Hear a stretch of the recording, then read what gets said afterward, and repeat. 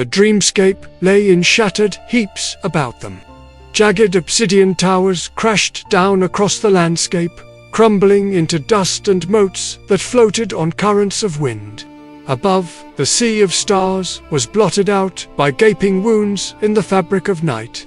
The labyrinth, once radiant and humming with life, now seemed a carcass picked clean by some great carrion bird, its bones bleached white against the endless black.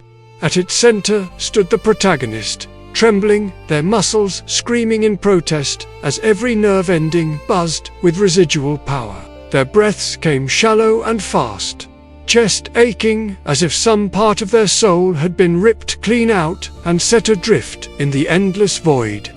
They swayed on legs that threatened to buckle, the enormity of what they had just done dawning upon them. It had been a hard-fought victory, a desperate struggle to survive against the relentless onslaught of the Dream Hunters. Only when the protagonist had tapped into the latent energy of the labyrinth itself, drawing upon its power to unleash a torrent of raw magic, had the tide turned. With a roar that shook the very foundations of the dreamscape, they had banished the invaders back through the rifts they had torn in the fabric of reality. But the cost had been high. The labyrinth was grievously wounded, its lifeblood draining away into the starless void. Its labyrinthine walls, once shimmering with arcane power, now flickered faintly as if each breath stole it closer to death. As the protagonist struggled to regain their bearings, the silence of the ruined landscape pressed in on them, broken only by the whisper of the dying winds. It was then that they noticed they were not alone. From among the shattered remnants of the battlefield, other figures began to emerge, stepping out of the wreckage whole and unharmed. Each bore the hallmarks of a Dreamweaver, yet each was different, wreathed in a unique aura that set them apart.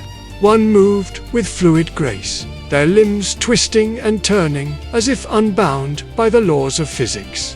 Their eyes glowed with inner fire, their hands weaving intricate patterns in the air as they bent the very shadows about them into chains to bind their enemies. Another stood firm as a mountain peak, their form radiating an aura of calm strength. As they exhaled, a wave of resonating sound erupted outward, shattering the illusions and revealing the true forms of those ensnared within. And yet another seemed at peace with the very essence of the void, their presence causing vines and roots to sprout even in the lifeless landscape, drawing sustenance from the lingering energies of the battle. As the figures approached, their eyes met, the protagonists, and recognition sparked between them. The Dreamweavers knew who the protagonist was, sensed the magnitude of the power they wielded. But the labyrinth was grievously wounded, its lifeblood draining away into the starless void. Its labyrinthine walls, once shimmering with arcane power, now flickered faintly as if each breath stole it closer to death. For a moment, tension filled the air, thick and heavy as the obsidian shards crunching underfoot. The Dreamweavers were wary, their gazes sharp and assessing. The protagonist could see the wheels turning in their minds, weighing the risks, calculating the possibilities. Were the newcomers here to offer aid or to claim the labyrinth's power for themselves? Then, as if sensing the protagonist's exhaustion, one of the Dreamweavers gestured with a tilt of their head towards the distant rift, its jagged maw still throbbing with residual energy. It was a dismissal, an acknowledgement that the battle had taken its toll. The protagonist nodded in response, their own weariness lending credence to the silent understanding that passed between them. But the dismissal did little to ease the underlying tension. The Dreamweavers exchanged uneasy glances, their expressions unreadable behind their veils of magic and mystery. It was clear that the labyrinth's defeat had shaken them, forcing them out of their self-imposed isolation. And, as the protagonist watched, the Dreamweaver, who had commanded the shadows, spoke up, their voice a low murmur that echoed with hidden strength. "You have proven yourself capable of great power," they said, their gaze unwavering. "But this place, the labyrinth, it is dying.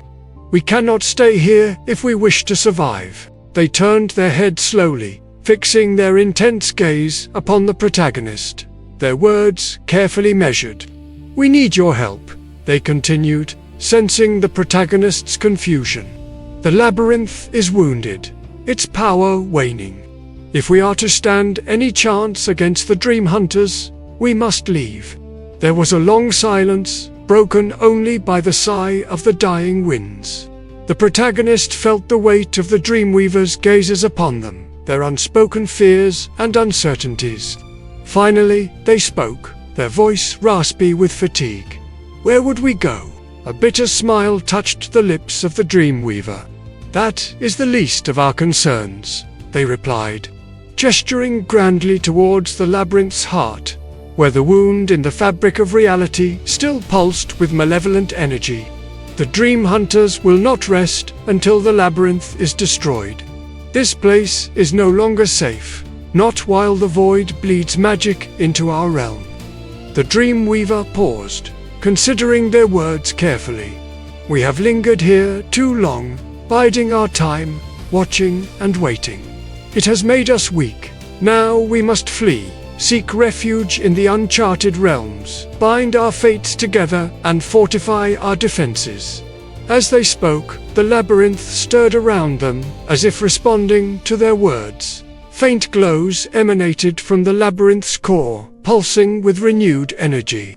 A circle of doors shimmered into existence, each one a portal to a realm yet unexplored, each one a potential haven. The protagonist felt a surge of determination mixed with grim acceptance. They knew the Dreamweavers were right. The labyrinth was mortally wounded, and there was no hope of repairing the damage without venturing beyond its shattered borders. Stepping forward, they raised their chin, meeting the Dreamweavers' gazes with newfound resolve. "Then let us go," they declared, their voice ringing with quiet authority.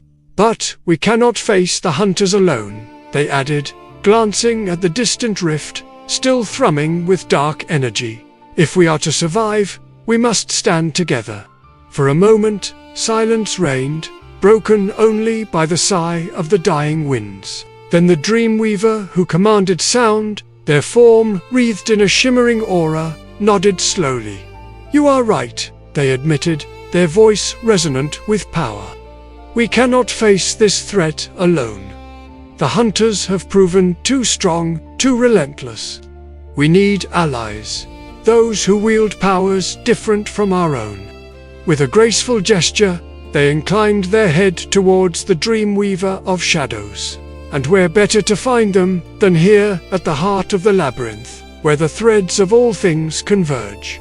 The Dreamweaver of Shadows nodded in response, their eyes gleaming with cold fire. "Very well," they agreed, extending a hand towards the protagonist. "Let us forge a pact, a bond between Dreamweavers, a circle of power to face the coming darkness." The protagonist hesitated for a heartbeat, then clasped the offered hand, drawing strength from the firm grip. As their fingers intertwined, a jolt of energy surged through them, a mingling of wills and powers. It was a tentative alliance, born of necessity and tempered by suspicion. But it was a start, and as they stood there, joined hands with a Dreamweaver of Shadow, the labyrinth responded, its pain receding into the background as something new and hopeful stirred within its wounded heart. One by one, the other Dreamweavers stepped forward, extending their hands in turn, their eyes wary but determined. Light and shadow, sound and nature. Their threads interlaced and wove together into a single luminous knot, binding them together in a fragile unity. In that moment, the first Pact of Dreamweavers was forged, a fragile alliance, but a spark of hope in the encroaching darkness. Around them, the labyrinth stirred, its pain giving way to wonder as the radiant symbol burned ever brighter, resonating like a heartbeat within the void. But even as their unity pulsed with power, a tremor shook the dream world. A discordant note struck against their newfound harmony. The void beyond the labyrinth stirred with something vast, ancient, and restless. The hunters were not the greatest threat, they were merely the heralds. As the Dreamweavers exchanged uneasy glances, the protagonist felt a chill crawl up their spine. They knew, somehow, that the labyrinth was right. What had drawn the dream hunters to this place, to this time? What ancient evil stirred beyond the rifts, waiting for its chance to spill into their world? The answers, whatever they may be, would lie hidden in the uncharted realms. In the doors that shimmered before them, each one a gateway to a new and unknown adventure. And with the hunters looming on the horizon, with the fate of the multiverse hanging in the balance, the Dreamweavers had no choice but to step through and face whatever awaited them on the other side. The chapter ends with a sweeping view of the newly formed circle of Dreamweavers standing at the heart of the labyrinth. Above them, the radiant symbol burns with captured starlight, a beacon against the encroaching darkness. All around them, countless doors open into uncharted realms, each one a promise of adventure and peril. The journey has only just begun.